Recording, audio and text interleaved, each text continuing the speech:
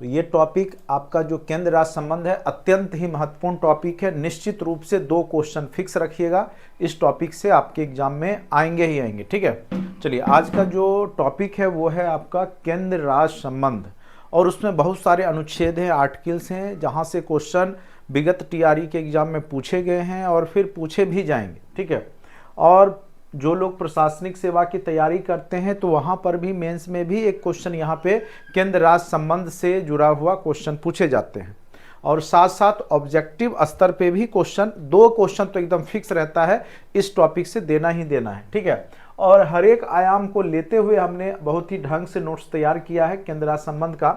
आप लोग जो भी लोग जुड़े हुए हैं तो उनको ग्रुप में भी हमने भेज दिया है, और साथ साथ आपके जो भी कंटेंट है उसमें भी आपके पीडीएफ के साथ साथ आपके सारे कुछ वीडियो और पीडीएफ दोनों तो अवेलेबल रहता ही है। तो सबसे पहले इस टॉपिक को आप समझिएगा, फिर इसका जो नोट्स है उसको आप लोग पीडीएफ डाउनलोड करके इसको 1-2 बार रीड कर लीजिएगा। 2 क्वेश्चन फिक्स रहता है, बीपीएससी चाहे प्रशासनिक सेवा हो चाहे टीआरई के एग्जाम हो, और पॉलिटिकल साइंस में तो निश्चित रूप से 3-4 क्वेश्चन भी आ सकते हैं इन टॉपिकों से, क्योंकि ये बहुत बड़ा टॉपिक है। केंद्र और राज्य के बीच संबंध की बात है यहाँ पर, तो बहुत सारा टॉपिक इंक्लूड हो जाता है इसमें। ठीक है, तो इसीलिए ये टॉपिक आपके लिए महत्वपूर्ण है। टीआरई के एग्जाम में अभी आपको दिखाएंगे क्या क्या क्वेश्चन पूछे गए हैं, इस बार भी पूछे गए हैं, टीआरई 2 में भी पूछे गए थे। चलिए, जो लोग अभी तक कोर्स से नहीं जुड़े हैं, टीआरई 4.0 का तैयारी करना चाहते हैं, वो जुड़ सकते हैं। ठीक है, चलिए टॉपिक स्टार्ट करते हैं। केंद्र राज्य संबंध, जैसा कि टॉपिक है उससे नाम से ही क्लियर है, केंद्र मतलब आपको पता ही है, भारत क्या है, राज्यों का क्या है, संघ है। तो जो संघ है वही केंद्र के रूप में हम लोग जानते हैं कि हमारा जो केंद्र है, जैसे आप कह सकते हैं कि आपका केंद्र कहाँ से हैंडल हो रहा है पूरे देश का, तो दिल्ली से। ठीक है, तो केंद्र पूरे देश को चला करके आपका जितने भी राज्य हैं उसके संघ जब मिल जाता है तो उसी को हम लोग क्या बोलते हैं, केंद्र बोलते हैं। ठीक है, तो यहां पर है भारत में दोहरी शासन व्यवस्था है। भारत में किस प्रकार की शासन व्यवस्था है, तो कई बार क्वेश्चन पूछेगा कि भारत में किस प्रकार की शासन व्यवस्था है, तो दोहरी शासन व्यवस्था, चूंकि आपका एक तो राज्य स्तर पे होता है, दूसरा क्या होता है आपका केंद्र के स्तर पे। ठीक है, तो इसीलिए आपके देश में किस प्रकार की शासन व्यवस्था है, तो दोहरी शासन व्यवस्था है। ठीक है, उसके बाद शासन 2 स्तरों पर की जाती है, जिसके केंद्र में एक संघीय सरकार है। केंद्र में क्या है, एक संघ का, सभी संघ को मिलाकर के एक सरकार का गठन किया गया है, वो है जिसके चारों तरफ परिधि में राज्य सरकारें हैं, यानी 28 जितने राज्य हैं और 8 केंद्र शासित प्रदेश हैं, सबको मिलकर के एक संघ बना, और उसकी जो सरकार है वही आपका क्या कहला रहा है, यहाँ पर केंद्र सरकार कहला रहा है। ठीक है, ऐसे भारतीय संविधान में कहीं भी केंद्र सरकार शब्द का उल्लेख नहीं किया गया है। याद रखिएगा कि ये जो शब्द है केंद्र सरकार शब्द, वो कहीं पर भी भारतीय जो संविधान है उसमें प्रयोग नहीं किया गया है। याद रखिएगा, जो केंद्र सरकार शब्द है वो कहीं भी भारतीय संविधान में प्रयोग में नहीं हुआ है, याद रखिएगा। ठीक है, उसके बाद किंतु भारतीय संघवाद में केंद्राभिमुखता अंतर्निहित है। लेकिन भारतीय संघवाद क्या कहता है कि भारत राज्यों का संघ है और उसमें केंद्र सबसे ज्यादा शक्तिशाली है, यानी राज्यों से ज्यादा पावर केंद्र को मिला है। ठीक है, तो यहां पे यही चीज दिखा रहा है ये लाइन कि भारत में भारत राज्यों का संघ है, लेकिन जो केंद्र है, जो केंद्र सरकार है, वो सबसे ज्यादा यहां प्रमुख है, केंद्राभिमुखता अंतर्निहित है, यानी सभी राज्यों का जो संघ है और जो केंद्र सरकार है उसके पास विशेष पावर यहां पर दिया गया है।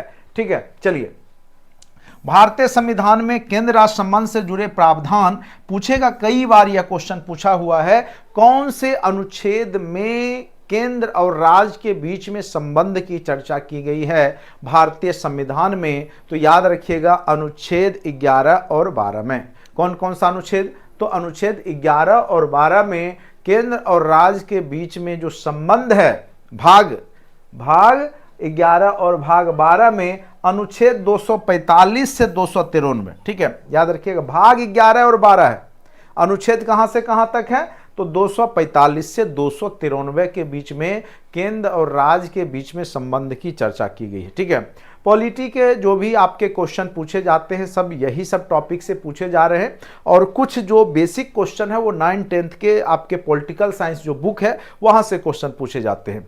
अब जो पॉलिटी का सेशन स्टार्ट होगा वो ऑब्जेक्टिव सेशन में करवाऊंगा, और खास करके एनसीईआरटी के जो क्वेश्चन क्रिएट किए गए हैं जो एनसीईआरटी के द्वारा, और उसी कॉन्सेप्ट पे आधारित आपके एग्जाम में बहुत सारे क्वेश्चन आपको देखने को मिल रहा है, तो उसका भी साथ साथ प्रैक्टिस करा दूंगा, जिससे आप पॉलिटिकल साइंस में 40 में 35-36 नंबर इजीली स्कोर कर सकते। ठीक है, और इस बार भी जो लोग बैठे हैं तो लगभग 30 प्लस ही सब लोग का स्कोर था पॉलिटी में, खास करके। हाँ, हिस्ट्री में थोड़ा सा कम हुआ, 25-30 के बीच में लोग गए, क्योंकि 10 क्वेश्चन बहुत ही अटपटा टाइप के क्वेश्चन पूछे गए थे, तो उतना परेशान होने की आवश्यकता नहीं है। जब क्वेश्चन टफ होता है तो सबके लिए होता है, ये बात आप जान लीजिए। ठीक है, तो यहां पर जो पॉलिटी सब्जेक्ट है यहां से आप स्कोर कर सकते हैं, और ये एक ऐसा सब्जेक्ट है अगर आप एक बार समझ लेते हैं तो आपको जीवन पर्यंत फिर दोबारा समझने की आवश्यकता इसको होती नहीं है। आप इजीली जो है उसको सॉल्व कर ही लीजिएगा जब ऑप्शन में आपको आएगा तो। ठीक है, तो ये सब इस सब्जेक्ट की विशेषता है, तो ये सब सब्जेक्ट पे विशेष रूप से आप लोग मेहनत कीजिए जहां से आप इजीली स्कोर कर सकते हैं।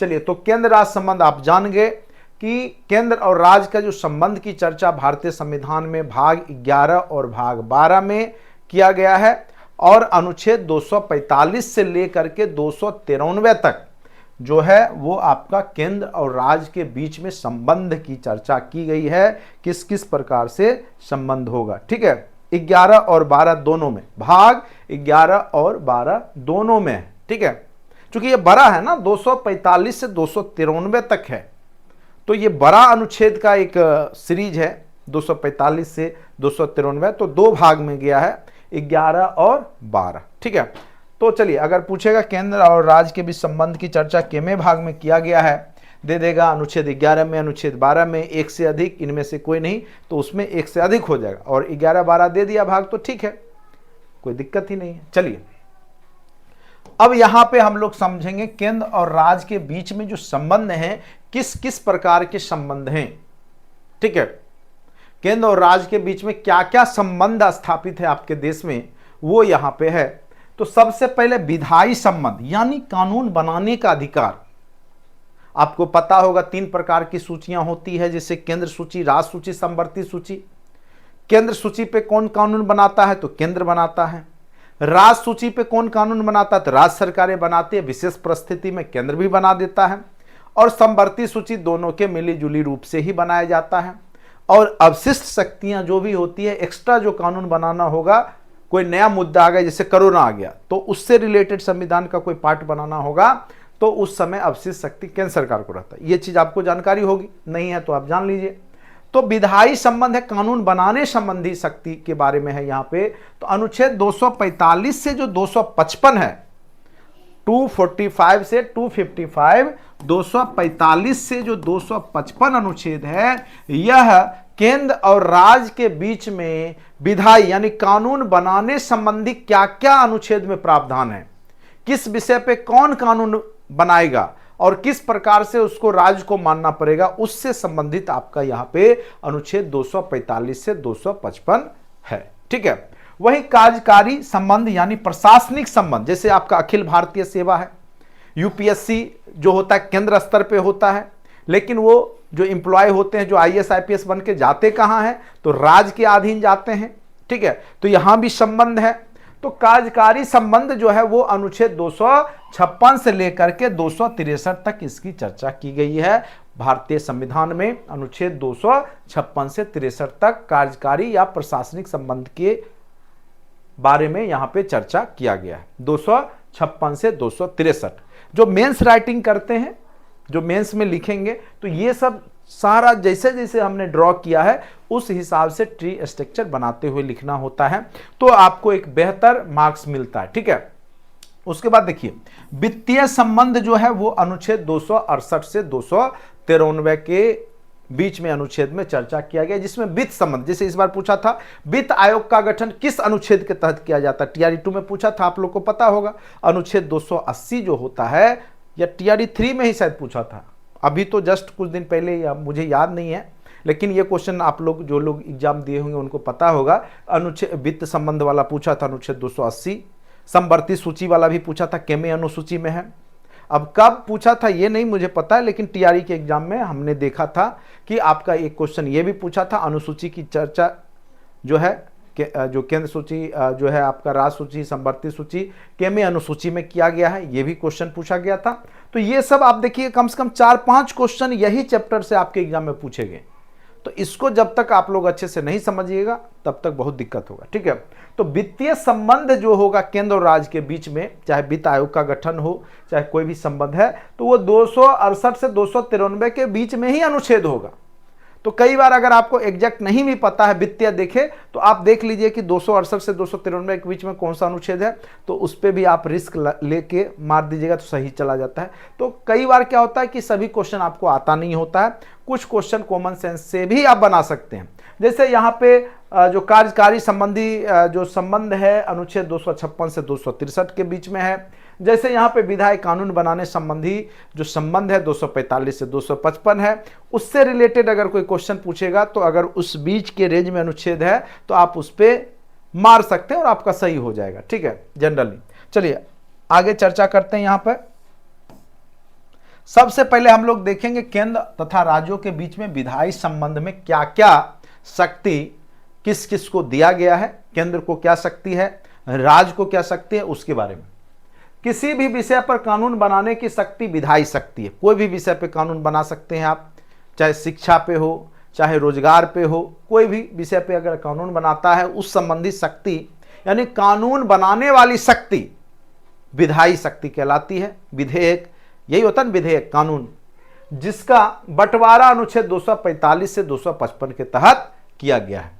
245(1) के अनुसार, जो अनुच्छेद 245(1) क्या कहता है, कई बार क्वेश्चन पूछ देगा कि 245(1) जैसे यहां क्वेश्चन पूछे, संसद भारत के संपूर्ण राज्य क्षेत्र या किसी भाग के लिए विधि बना सकेगी।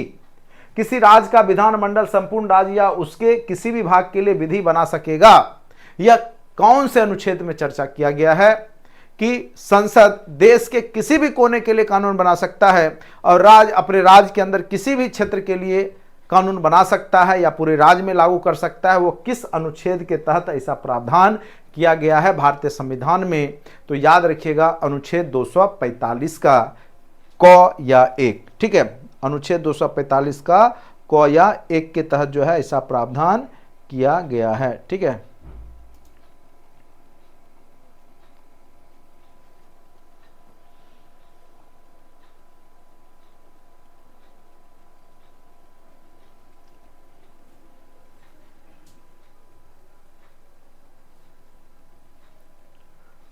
यहाँ तक उम्मीद करते हैं आप लोग समझ गए होंगे। किसी भी क्षेत्र के लिए, किसी भी राज्य के लिए केंद्र कानून बना सकता है, वह अनुच्छेद 245(1) के तहत।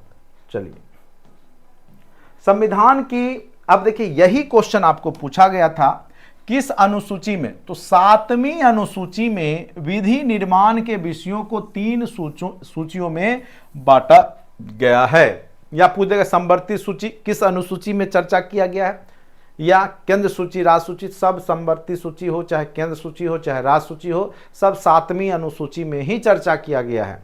यह क्वेश्चन आपका पूछा हुआ है। फिर मैं VVI लिख देता हूं, हो सकता है फिर आगे भी एग्जाम में पूछ दे। बार बार क्वेश्चन पूछे जाते हैं, एक तरह के क्वेश्चन बीपीएससी का पैटर्न जो है। और कहां से क्वेश्चन पूछेगा, क्वेश्चन तो इन्हीं चैप्टर से ही पूछे जाएंगे, सिंपल सी बात है। अब कई बार पूछेगा कि कितने विषय हैं केंद्र सूची में, राज्य सूची में कितने विषय हैं, समवर्ती सूची में कितने विषय हैं, सब्जेक्ट कितने हैं। तो देखिए संघ सूची में जो अभी वर्तमान में सब्जेक्ट की संख्या है वो 99 है। केंद्र सूची में कितने विषय की संख्या है अभी वर्तमान में, तो 99 है। राज्य सूची में कितने विषय हैं, तो 61 विषय हैं।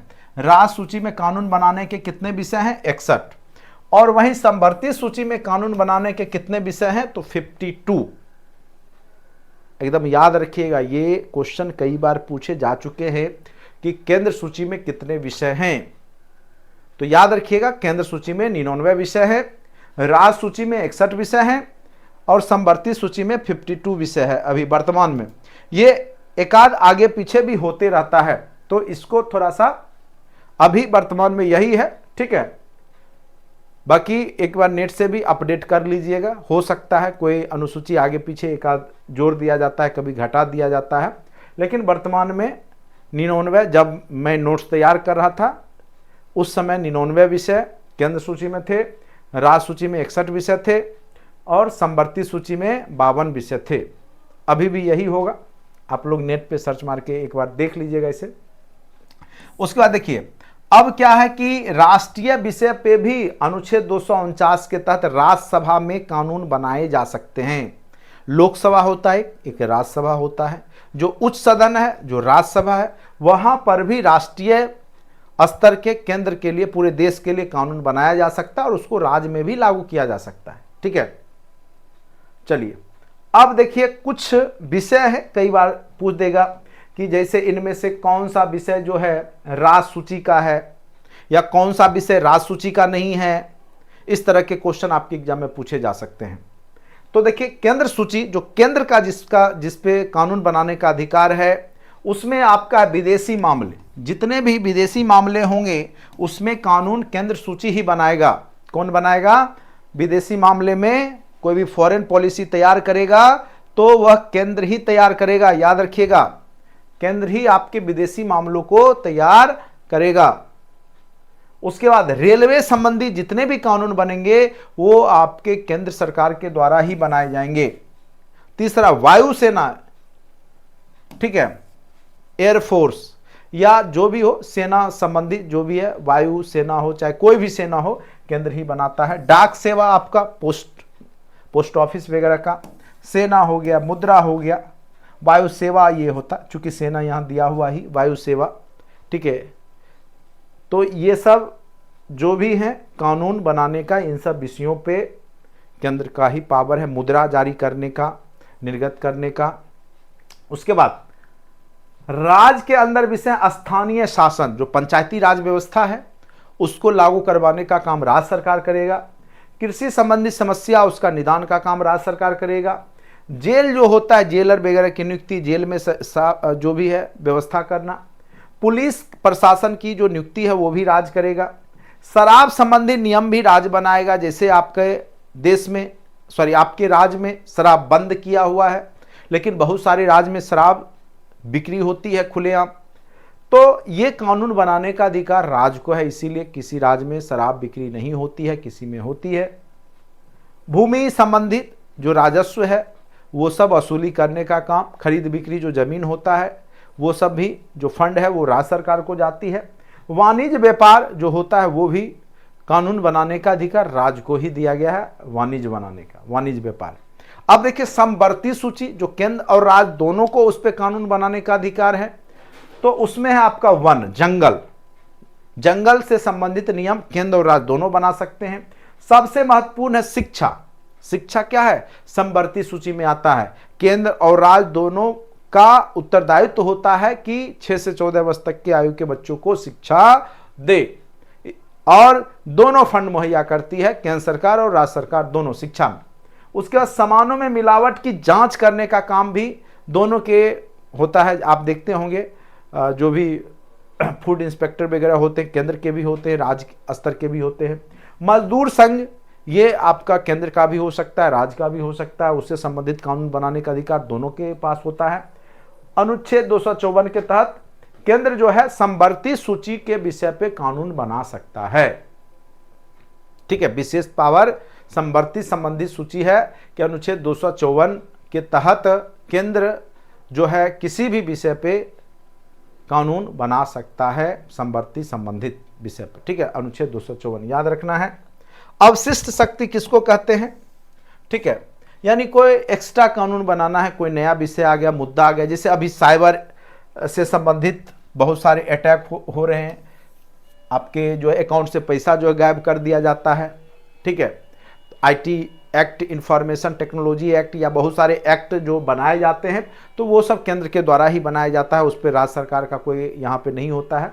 तो जो अवशिष्ट शक्ति चूंकि राज्य के पास नहीं होता है, अवशिष्ट शक्ति केंद्र सरकार के पास होता है, तो इन सब विषयों पे जो समसामयिक रिलेटेड मुद्दा आ जाता है कोई, तो जैसे साइबर अटैक हो गया तो इन सब पे जो कानून बनाएगा कौन बनाएगा, तो वो केंद्र सरकार बनाएगा। तो अवशिष्ट शक्ति केंद्र के पास होता है, याद रखिएगा। ठीक है, अब कहिएगा कि कौन सा कानून, कौन से विषय पे, तो जिस विषय का उल्लेख नहीं हुआ है आज तक, देखिए वे सभी मामले जिनका उल्लेख किसी भी सूची में नहीं है, जैसे कोरोना के काल अगर कोई कानून बनता स्वास्थ्य संबंधित तो वो केंद्र सरकार ही बनाती, राज्य सरकार उस समय नहीं बनाती, सूची में नहीं है, ऐसे विषयों पर केवल केंद्रीय विधायिका ही कानून बना सकती है। जिस सूची की चर्चा आज तक संविधान में नहीं हुई है अभी तक, अगर उस विषय पे कानून बनाना है तो केंद्र ही बनाएगा, क्योंकि अवशिष्ट शक्ति केंद्र के पास ही है। उम्मीद करते हैं यहां तक आपको समझ में आ गया होगा सभी लोगों को। कोई भी दिक्कत होगा तो जरूर आप क्वेश्चन जो है पूछ सकते हैं। बाकी पढ़ाने के बाद मुझे नहीं लगता आप लोग को दिक्कत होगा, और बहुत ही ढंग से हमने नोट्स भी बनाया है। हर एक जो तथ्य है जो नोट्स में आपको दिख जाएगा, इससे बाहर क्वेश्चन हो ही नहीं सकता, फुल गारंटेड। अगर यहां से क्वेश्चन पूछेगा तो हमारे, इसलिए मैं बोलता हूं हमारे नोट्स इतने महत्वपूर्ण हैं, अगर आप अच्छे से एक बार पढ़ लेते हैं, और सभी लोग को ये समझ में नहीं आएगा, अच्छी किताबें और अच्छा नोट्स या सबको समझ में नहीं आता है। कई लोग रट्टा मारने में लगे हुए हैं, हल्का हल्का क्वेश्चन जो पढ़ा रहे हैं उनके चक्कर में पड़े हुए हैं। जो कॉन्सेप्ट है उसको सीखने में चूंकि टाइम लगता है, मेहनत लगता है, तो उतना प्रेशर दे नहीं रहे दिमाग पे, कल के डेट में उनको जो है सफलता नहीं लगेगी हाथ में। ठीक है, तो समझना होगा आपको कि तथ्य और जो नोट्स है उसकी महत्ता होती है कि क्वेश्चन आपका छूटना नहीं चाहिए और हर एक चीज समझ में भी आना चाहिए। ठीक है, तो अच्छे से आप लोग समझ गए, उम्मीद करते हैं।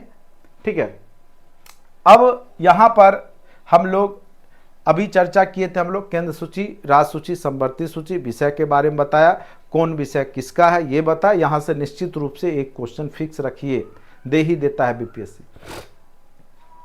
अब जो संबंध है उसमें हम लोग विधायी संबंध की चर्चा करेंगे, कानून बनाने संबंधी जो चर्चा है उसका। अनुच्छेद 248 अवशिष्ट शक्तियां संसद के पास है, यानी अवशिष्ट शक्ति किसको दिया गया है भारतीय संविधान ने, ये क्वेश्चन पूछ देगा किस अनुच्छेद के तहत अवशिष्ट शक्तियां संसद को दी गई है, तो अनुच्छेद 248 के तहत दिया गया है। या ये पूछ देगा कि अवशिष्ट शक्ति किसको दी गई है, तो केंद्र सरकार यानी संसद को दिया गया है। अनुच्छेद 249 राज्यसभा संसद को राष्ट्रीय हित में राज्य सूची के विषय पर भी कानून बनाने का अधिकार देती है।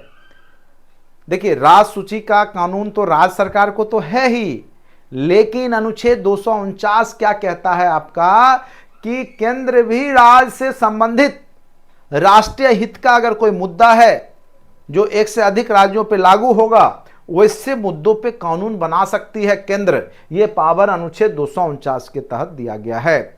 आपको क्वेश्चन कैसे पूछेगा कि राष्ट्रीय हित से संबंधित जो है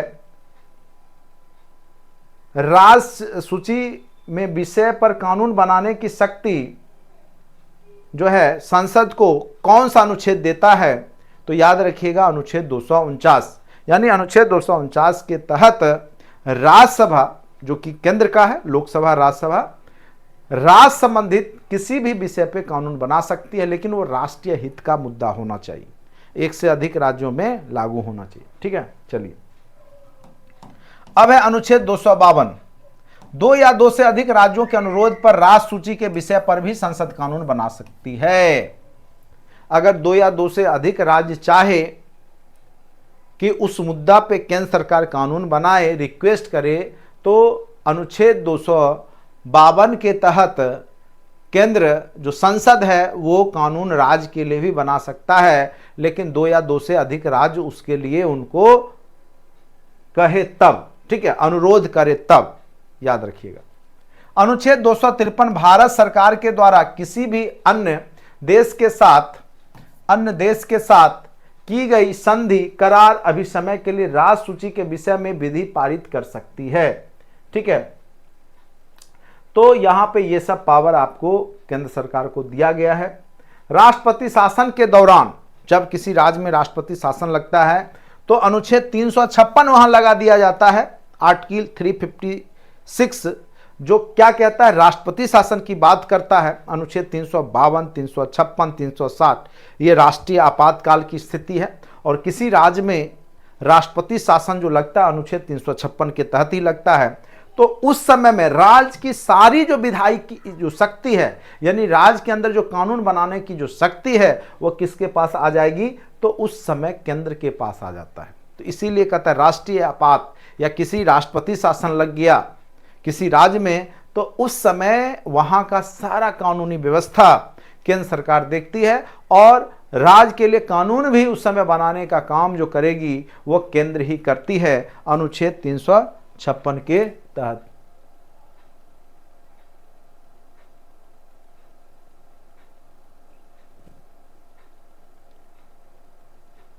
क्या लिख रहे हैं, पता नहीं बीपीएससी में कैसे कैसे लोग आ गए हैं, हर टीआरई एग्जाम में क्रिएटेड क्वेश्चन पूछ रहे हैं।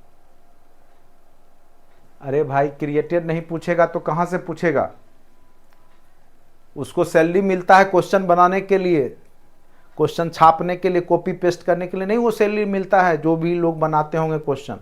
तो क्रिएट नहीं करेंगे तो क्या लूसेंट का डाल के देंगे आपको कभी सब। अब तो फिलहाल ये सब आप लोग सोचिएगा भी नहीं कि क्वेश्चन जो है आपको रटे रटाए पूछे पुछाए या पहले से पढ़ा हुआ आएगा ना, इसी लाइन में से कहीं कहीं से क्रिएट होगा। ठीक है, इतना आप आयोग को ये थोड़े ही है, आयोग में बहुत सारे लोग जो हैं केवल क्वेश्चन बनाने के लिए ही रहते हैं, जान लीजिए, और एक से एक वहाँ पे विद्वान लोग रहते हैं। कोई जरूरी नहीं है बिहार के ही, अदर स्टेट से भी उनको बुलाया जाता है, इंपोर्ट किया जाता है, जितने भी प्रोफेशनल्स लोग हैं। आप जो भी लोग बीपीएससी को अच्छे से जानते हैं उनको पता होगा, जितने भी एग्ज़ाम होते हैं, जितना भी इंटरव्यू होता है या कोई कुछ भी होता है, तो बाहरी लोग भी आते हैं, उनको बुलाया जाता है स्पेशल फंड देके। ठीक है, और क्वेश्चन कोई जरूरी नहीं है कि बिहार के प्रोफेसर सेट करें, अलग अलग राज्यों से आते हैं लोग, या वहाँ से उनको इंपोर्ट करके बुला के या उनको काम दे के टास्क दे करके क्वेश्चन बनवाया जाता है। और सब विषय के विद्वान लोग रहते हैं, वो अपने अपने विषय में जो क्वेश्चन बनाते हैं वो उस विषय के जानकार रहते हैं। ठीक है, तो इतना आसान नहीं समझिए आप। ठीक है, बीपीएससी, और कई लोग को लगता है कि चूंकि कम नंबर पे भी पास करके, चूंकि सीट ज़्यादा था तो बन गए टीचर, तो वो समय गया। अब जान लीजिए, अब मेहनत कीजिए अच्छे से। टीआरई 1 और टीआरई 2 नहीं है, अब सीट घट गया है। अब बीपीएससी निकालना आपके लिए इतना आसान काम नहीं होगा जब तक आप अच्छे से कॉन्सेप्ट सीख के नहीं जाइएगा। बार बार बोल रहे हैं यही चीज़। ठीक है, तो कॉन्सेप्ट सीखिए, और क्वेश्चन क्रिएटेड रहेंगे ही रहेंगे। हम शुरू टीआरई 1 से ही बोल रहे हैं। अगर आप लोग हमारे बहुत पुराने स्टूडेंट होंगे, पहले से पढ़ रहे होंगे, तो पता होगा टीआरई 1 से ही बोल रहे हैं, और वही सब चीज़ हो रहा है। जो चीज़ पढ़ाते हैं, जैसे पढ़ाते हैं वहीं से क्वेश्चन आ रहा है। ठीक है, जो लोग पढ़े, जो लोग पास किए, उनको पता है। बाकी आप लोग नए, अच्छे से जितना करवाए हैं उतना कीजिए शांतिपूर्ण, उसी से जो होना होगा होगा। चलिए, राष्ट्रपति शासन के दौरान 356 अनुच्छेद क्या है, तो आपका उस समय किसी राज्य में राष्ट्रपति शासन लग जाता है अनुच्छेद 356 के तहत, और वहां की सारी विधायी शक्ति यानी कानून बनाने की शक्ति, जो राष्ट्र सूची पे कानून राज्य सरकार बनाती है, उस समय वह विषय पे कानून जो बनाएगा वो केंद्र बनाएगा। ठीक है, यही चीज ये कह रहा है। राष्ट्रीय महत्व की संस्थाओं के संबंध में राज्य विधायिका पर भी केंद्र का नियंत्रण हो जाता है। जब अनुच्छेद 356 लग जाता है तो जो भी राष्ट्रीय महत्व की संस्थाएं होगी उस पर भी जो नियंत्रण केंद्र सरकार ही करती है। यह क्वेश्चन भी आपको पूछ सकता है, अनुच्छेद 200 के तहत राज्यपाल किसी भी राज्य के विधानमंडल द्वारा पारित किए गए विधेयक को राष्ट्रपति के विचार के लिए रख सकता है, और अनुच्छेद 201 के तहत राष्ट्रपति ऐसे विधेयकों पर जेबी विटो या निरपेक्ष विटो का प्रयोग कर सकता है। यानी मान के चलिए किसी भी राज्य के विधानमंडल कोई भी कानून बनाना चाह रहा है, अगर राष्ट्रपति उसको पारित नहीं करता है, और वह किसके लिए संरक्षित रखेगा, तो राष्ट्रपति के लिए अनुच्छेद 200 के तहत, और राष्ट्रपति बोलेगा तब जाकर के वो फिर लागू होगा, या राष्ट्रपति चाहे तो उसको जेबी में रख ले, जेबी विट्टो पावर। ठीक है, जेबी विट्टो या निरपेक्ष बिट्टों का प्रयोग करके कानून बनाने से रोक सकता है। लेकिन जब दोबारा फिर वो जाएगा तो उसको पारित करना ही होता है आपके राज्यपाल को, ठीक है। तो अनुच्छेद 200 इतना पावर दिए हुए राज्यपाल को कि किसी भी कानून को जो राज्य में लागू होगा उसको वो रोक सकता है या राष्ट्रपति के इच्छा के लिए रख सकता है, ठीक है, उसके विचार के लिए रख सकता है। ये पावर, चूंकि भारत क्या है, राज्यों का संघ है, तो ऐसे में क्या होगा कि कोई भी राज्य मनमाने ढंग से अपनी तरह से कानून बना सकता है। तो उसके कंट्रोल करने के लिए यहाँ पे केंद्र ने एक हथियार बना करके रखा हुआ है कि अनुच्छेद 200 के तहत राज्यपाल उस राज्य के लिए जो कानून बन रहा है उसको रोक लगा देगा उस समय, और वो राष्ट्रपति के विचार के लिए उसको रख सकता है उस विधेयक को, ठीक है।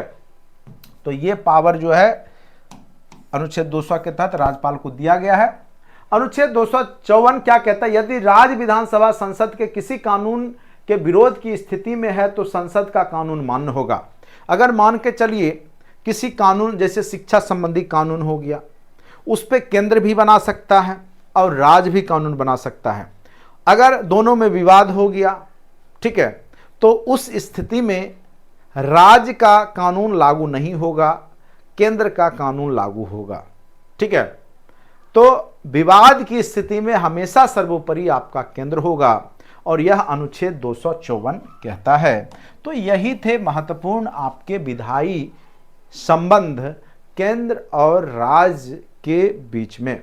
चलिए अब हम लोग चर्चा करेंगे कार्यकारी संबंध या प्रशासनिक संबंध भी इसको कह सकते हैं। अनुच्छेद 256 से लेकर के 263 तक प्रशासनिक जो आपका शासन व्यवस्था चलता है उससे संबंधित यहाँ पे हम लोग पढ़ेंगे, और यह संबंध कार्यकारी संबंध या प्रशासनिक संबंध कहलाता है। अनुच्छेद 256 से लेके 263 तक हम लोग पढ़ेंगे। सबसे पहला यहाँ टॉपिक, सामान्य काल में प्रशासनिक संबंध क्या होता है केंद्र और राज्य के बीच में, प्रशासन से संबंधित, कार्यपालिका से संबंधित संबंध क्या होता है। दूसरा, आपातकाल में प्रशासनिक संबंध क्या होता है। तो सबसे पहले जो आपातकाल वाला है वो देख लेते हैं। अनुच्छेद 352 आपको पता होगा, अनुच्छेद 352 जब सशस्त्र विद्रोह हो जाए, लोग हथियार उठा लें, उस स्थिति में पूरे देश में कानून जो है सेंट्रल हो जाता है, ठीक है। तो पूरा उस समय आपातकाल की स्थिति में जो पूरे देश में राष्ट्रपति शासन लगाया जा सकता है अनुच्छेद 352 के तहत।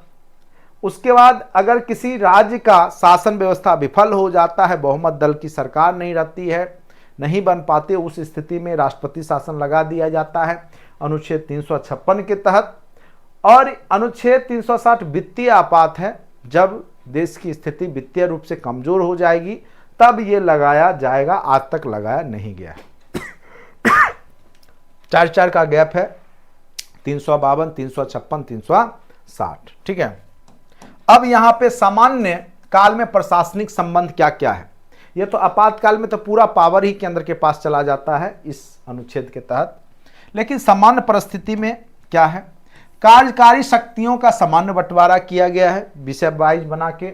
राज्यों को निर्देश देने का जो आपका डीपीएसपी में क्या है कि केंद्र सरकार राज्य को निर्देश देता है ना, एक कल्याणकारी राज्य का निर्माण कीजिए, तो निर्देश देने की शक्ति है। अखिल भारतीय सेवाएं जो यूपीएससी होता है उसके तहत अखिल भारतीय स्तर पे जो भी आईएएस आईपीएस बनाए जाते हैं।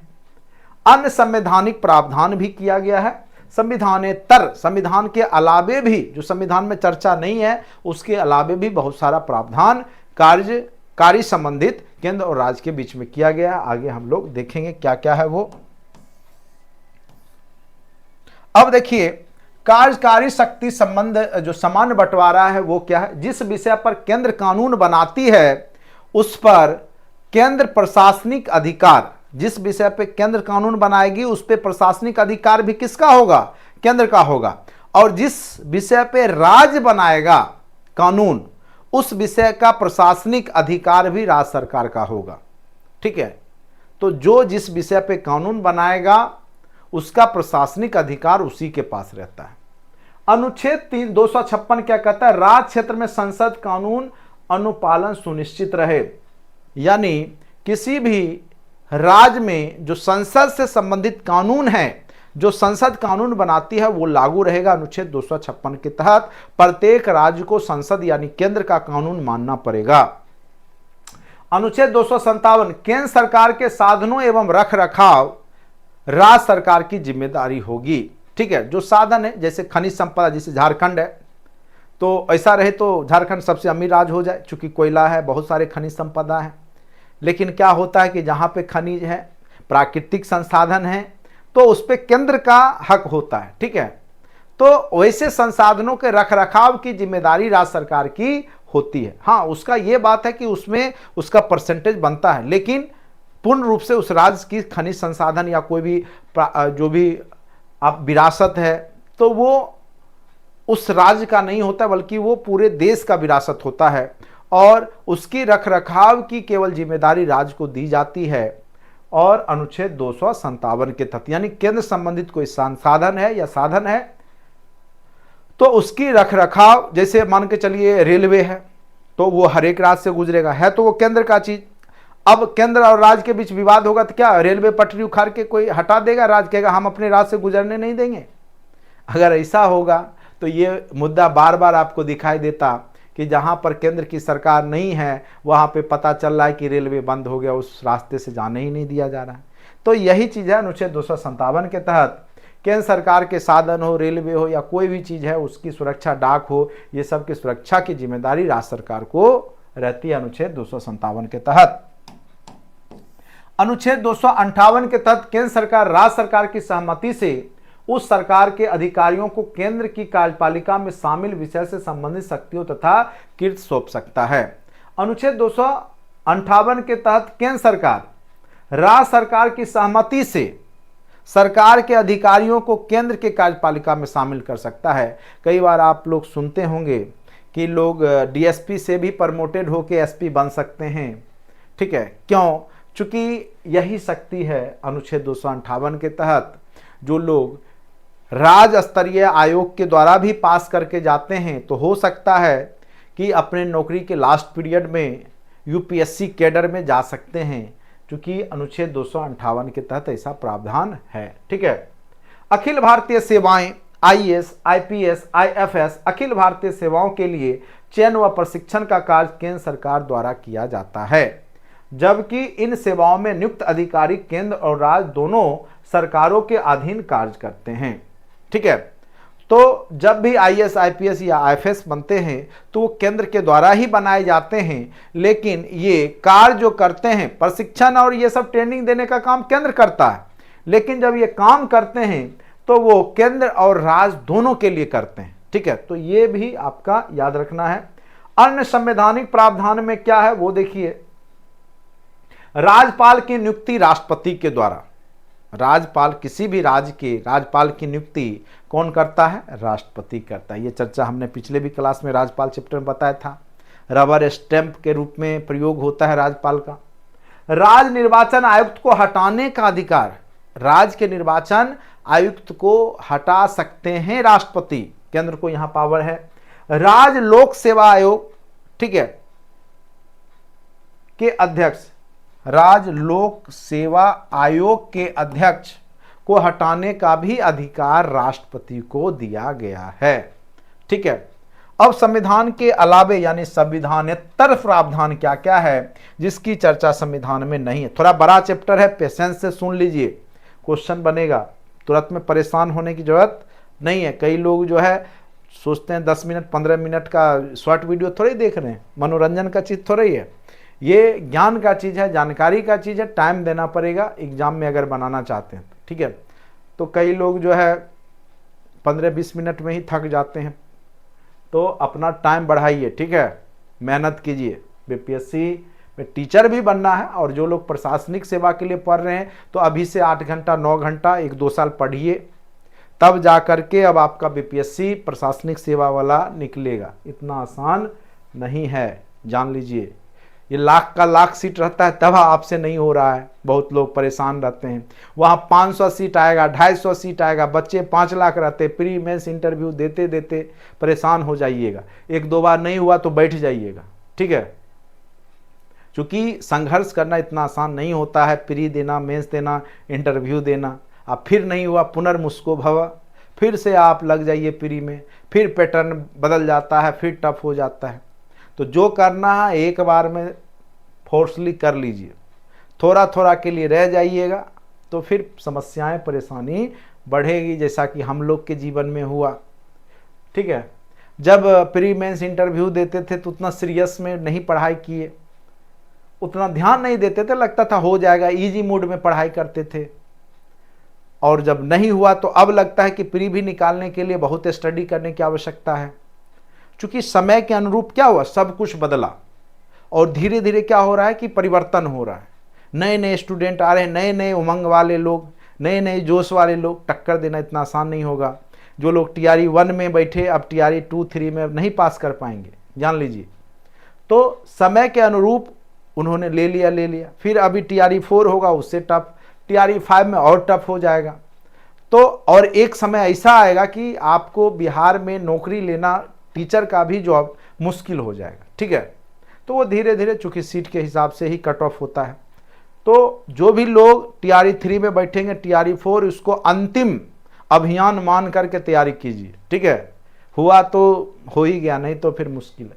चलिए, ऐसे सलाहकारी निकायों जो केंद्र और राज्यों के समन्वय को बढ़ाने का प्रयास करते हैं एवं ऐसे निकायों का उल्लेख संविधान में नहीं होता है, उसको संविधानेतर संस्था कहते हैं। इसकी अध्यक्षता केंद्र सरकार द्वारा आयुक्त पदाधिकारी करते हैं, जिसकी चर्चा संविधान में नहीं किया गया है। जैसे NITI Aayog, national institution for transforming India, कई बार पूछेगा ये क्या संवैधानिक आयोग है, ये भी क्वेश्चन पूछा हुआ है। तो संविधानेतर है, संविधान में इसकी चर्चा, नीति आयोग की चर्चा नहीं किया। पहले यही था योजना आयोग, उसकी भी चर्चा संविधान में नहीं थी। उसके बाद राष्ट्रीय जो विकास परिषद है, अरे यार राष्ट्रपति लिख दिया, राष्ट्रीय विकास परिषद, नेशनल डेवलपमेंट काउंसिल जो है, इसका भी चर्चा संविधान में नहीं है। राष्ट्रीय एकता परिषद, इसका भी चर्चा नहीं है। विश्वविद्यालय अनुदान आयोग, केंद्रीय स्वास्थ्य परिषद, विभिन्न प्रकार के सम्मेलन, मुख्यमंत्रियों का सम्मेलन, प्रमुख सचिवों का सम्मेलन, गृह मंत्रियों का सम्मेलन, ये सब जो इससे संबंधित जो आयोग है या निकाय है, ठीक है, तो इस पे भी कानून बनाने का जिम्मेदारी केंद्र को ही दिया गया है, याद रखिएगा। अगर सभी राज्य के मुख्यमंत्री को बुलाना है, मीटिंग करवाना है किसी मुद्दे को लेके, तो ये सब केंद्र ही करेगी। अब आ जाते हैं केंद्र राज्य के वित्तीय संबंध की चर्चा हम लोग करेंगे। केंद्र और राज्य के बीच में क्या क्या वित्तीय संबंध हैं और यहां से आपके एग्जाम में क्वेश्चन पूछे गए हैं। हाँ, कौन पॉलिटी में प्रॉब्लम है, मुझे पॉलिटी में प्रॉब्लम है 9th का NCERT book line by line पढ़िए। बाकी जितने भी वीडियो हैं हमारे उसको देखिए, नोट्स देखिए। 35 नंबर का गारंटेड, 35 नंबर इजीली आप ला सकते हैं, बस कॉन्सेप्ट को समझ लीजिए। ठीक है, तो एनसीईआरटी 9, 10 जरूर पढ़िएगा अच्छे से, और साथ साथ जितने भी नोट्स हैं उसको जरूर पढ़िएगा। चलिए, केंद्र राज्य के बीच जो वित्तीय संबंध है वो अनुच्छेद 268 से 293 में चर्चा किया गया है। अगर भाग पूछे तो भाग 12, अगर पूछेगा वित्तीय संबंध केंद्र और राज्य के बीच में जो वित्तीय संबंध की चर्चा है केमे भाग में की गई है, तो याद रखिएगा भाग 12 अनुच्छेद 268 से 293। ठीक है, भारत शासन अधिनियम 1935 के तहत वित्त का बंटवारा केंद्र और राज्य के बीच में किया जाता है। कई बार पूछेगा किस अधिनियम के तहत वित्त आयोग का गठन की बात की गई थी, तो याद रखिएगा 1935 के भारत शासन अधिनियम के तहत ही वित्त आयोग की चर्चा हुई थी, जिसके तहत अनुच्छेद 280 वित्त आयोग के गठन से संबंध भी आए। ये क्वेश्चन आपको पूछा था टीआरई के एग्जाम में। अनुच्छेद 280 वित्त आयोग से संबंधित है। इसका प्रमुख कार्य केंद्र और राज्यों के मध्य राजस्व जो टैक्स जमा होता है उसका बंटवारा से है। संघ सूची के विषय पे कर आरोपित करने की शक्ति केंद्र को दिया गया है, वहीं राज्य सूची के विषय पे जो है टैक्स वसूली करने का काम राज्य सरकार को दिया गया है, राज्य सूची में वो विषय दिया गया है। जीएसटी जो गुड्स एंड सर्विस टैक्स है, उसको ये भी क्वेश्चन पूछा गया था कब लागू किया गया है इकोनॉमिक्स में, तो 2000, इसी बार पूछा था 2017 में, इसको जुलाई 2017 में इसको लागू किया गया था जीएसटी। अनुच्छेद 275 के तहत संसद को यह अधिकार है कि राज्यों को उसकी आवश्यकता के अनुसार समय समय पर वह अनुदान दे, क्योंकि राज्य डिपेंडेंट किस पे है, केंद्र पे। ठीक है। वर्तमान में भारत सरकार ने एकीकृत साझा बाजार बनाने हेतु एक नया अप्रत्यक्ष कर लाया है, जिसको कि हम लोग जीएसटी कहते हैं। तो यह किस प्रकार का कर है, तो अप्रत्यक्ष कर है। कई बार पूछेगा डायरेक्ट टैक्स है कि इनडायरेक्ट टैक्स है जीएसटी, तो यह एक इनडायरेक्ट टैक्स है, याद रखिएगा। गुड्स एंड सर्विस टैक्स, जिसमें विभिन्न प्रकार के केंद्रीय तथा राज्य स्तरीय करों को शामिल किया गया है। यानी विभिन्न प्रकार के कर जो पहले अलग अलग थे उसको एक साथ जोड़ के जीएसटी के नाम से जोड़ दिया गया है। केंद्रीय उत्पाद शुल्क, सर्विस टैक्स, सेवा कर, उत्पाद शुल्क, राज्य स्तरीय राजवैट, केंद्रीय क्रय कर, विलासिता कर, ये सब को जीएसटी के अंतर्गत इंक्लूड कर दिया गया है। अनुच्छेद 270 के तहत केंद्र के द्वारा वसूली किया जाने वाला राज्यों को बांट दिया जाएगा, यानी जो केंद्र सरकार भी वसूली करती है तो राज्यों को उसका हिस्सा मिलता है। चूंकि केंद्र क्या है, राज्यों से ही मिलके बना है, तो केंद्र के पास पैसा जाएगा तो फिर राज्यों से ही जाएगा ना, तो फिर वो राज्यों को ही डिस्ट्रीब्यूट करेगी। चलिए, राज्यों की कराधान संबंधी शक्ति एवं नियंत्रण, अनुच्छेद 276, 286, 287, 288 के तहत ऐसे नियंत्रण लगाए गए हैं जिससे केंद्र और राज्यों के बीच तनाव नहीं हो। ठीक है, यहां तक आपका जो है हमने पढ़ा दिया, जो कि आपके प्री के दृष्टिकोण से टीआरई के एग्जाम के लिए महत्वपूर्ण है। बाकी और भी चीज है इसके तहत, तो वो उतना महत्वपूर्ण आपके लिए नहीं होगा। ऐसे मैं नेक्स्ट क्लास में कोशिश करूंगा कि उन तथ्यों को भी बता दूं, और साथ साथ जो मेंस राइटिंग करते हैं वो लोग नोट्स को आपके पास चला ही गया है, उसको देखिएगा। और केंद्र राज्य के बीच में जो क्वेश्चन पूछा गया है आज तक, वो नीचे में मेंस में किस प्रकार से क्वेश्चन यहाँ से पूछे गए हैं उसकी चर्चा हमने कर दी है, चूंकि यह कंबाइंड बैच चल रहा है। जैसे पूछा है, भारतीय संघात्मक व्यवस्था में केंद्र तथा राज्यों के मध्य तनाव के क्षेत्रों की विश्लेषण कीजिए, और वर्तमान समय में संघीय सरकार और बिहार राज्य के मध्य संबंधों का वर्णन कीजिए। केंद्र और राज्य के बीच में तनाव क्यों हो रहा है भाई? केंद्र प्रायोजित योजनाएं केंद्र और राज्यों के बीच हमेशा विवाद का मुद्दा रहा है। प्रासंगिक उदाहरणों का हवाला देते हुए चर्चा कीजिए। भारतीय संघीय व्यवस्था में सामयिक दिगों की व्याख्या करें। क्या राज्यों की अधिक क्षमता की आवश्यकता है? भारतीय संघीय व्यवस्था केंद्र राज्य के प्रशासनिक संबंध राष्ट्रीय आतंकवाद रोधी परिषद एनसीटीसी के विशेष संदर्भ में वर्णन कीजिए। ठीक है, तो यहाँ पे आपको लेकर के इसको चर्चा करना है, तो ये मेंस में हो जाता है। इसका आपको बिहार राज्य और केंद्र के बीच में क्या क्या कब कब जो है दोनों के बीच में लड़ाई हुआ है, केंद्र और राज्य के बीच में वित्त को लेकर के, उसकी चर्चा हमारे नोट्स में यहाँ दिया हुआ है। तो सबको लिखते हुए संबंध को अच्छे से लिखा जाता है, आंसर राइटिंग की प्रैक्टिस की जाती है। मेंस राइटिंग के लिए जो लोग प्रशासनिक सेवा में मेंस की तैयारी करें उनके लिए तो क्वेश्चन लास्ट में है, तो एक आध क्वेश्चन लिख के देखिएगा। तथ्य इसी में है, रॉ मटेरियल इसी में से उठाना है, और इसी में से एक्सप्लेन करते हुए जो लोग प्रशासनिक सेवा की मेंस राइटिंग की प्रैक्टिस करते हैं उनके लिए। बाकी लोग प्री के लिए बस वही सब है जो जो अनुच्छेद की चर्चा हमने किया है, दोनों के बीच में क्या क्या संबंध है, संघ सूची, केंद्र सूची, जो भी है आपका राज्य सूची, संवर्ती सूची, ये सब अच्छे से आप लोग पढ़ लीजिएगा। निश्चित रूप से 2 क्वेश्चन फिक्स रखिएगा यहां से। ठीक है,